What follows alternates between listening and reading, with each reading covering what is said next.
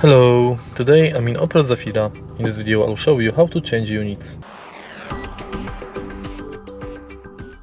In the beginning, let's take a look behind left side of the steering wheel. Right here we've got this lever.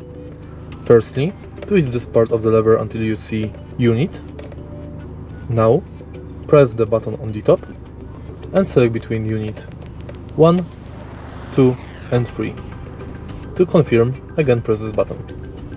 Now you can see miles, kilometers,